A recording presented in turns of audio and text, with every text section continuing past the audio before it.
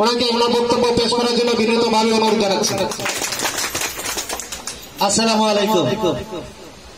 আমি টাঙ্গা বিনোয়ান কিন্ডারগার্টেন অ্যাসোসিয়েশনের আজকের নবগঠিত কমিটি পরিচিতি মিটিং এর সম্মানিত সভাপতি, উপস্থিত আছেন আজকের এই সভার সম্মানিত প্রধান অতিথি জনাব নুরুল আলম স্যার, উপস্থিত আছেন টাঙ্গা বিনোয়ানের কিন্ডারগার্টেনের প্রতিষ্ঠাতা, পরিচালক, প্রধান শিক্ষক এবং সামনে উপস্থিত আছেন আজকের অনুষ্ঠানের সুধীজন। সবার প্রতি রইল আমার সালাম, আসসালামু আলাইকুম। আমি আসলে একজন নগণ্য মানুষ। আপনারা আমাকে যে দায়িত্বটুকু দিয়েছেন, আমি কতটুকু পারবো সেটা পারার পরে আমি বলতে পারবো, কিন্তু আমি আশাবাদী যদি আপনারা সবার স্ব স্থান থেকে একটু একটু করে আমাকে সহযোগিতা করেন, আমি ইনশাল্লাহ এই সারের মাধ্যমে এই প্রতিষ্ঠানটাকে অনেক দূরে এগিয়ে নিয়ে যেতে পারবো, এটা আমার আত্মবিশ্বাস।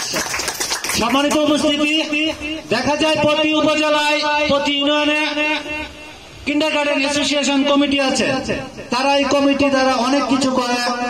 হ্যাঁ, তারা এস্টাবলিশ কমিটি। আমরা টাঙ্গাবারে চাই এই কমিটির দ্বারা প্রতিটা স্কুলে সকল শিক্ষক কর্মচারী বুক ফুলে টাঙ্গাবাড়ি নগরে চলাফেরা করবে। আমরা যারা শিক্ষক, তারা সমাজে প্রদীপ জ্বালানোর জন্য আমরা প্রদীপ হয়ে নিঃশেষে আস্তে আস্তে নিঃশেষিত হই। আমরা এই সমাজে আলো ছড়াই, কিন্তু দেখা যায় আমাদের সেই সমাজে আমাদের কোনো মূল্যায়ন নাই। আমরা মূল্যায়ন চাই না, আমরা এই সমাজকে শিক্ষিত করতে চাই। সম্মানিত উপস্থিতি, আজকে সময় স্বল্প, এই জন্য অনেক কিছু বলার ছিল, বলতে পারি না।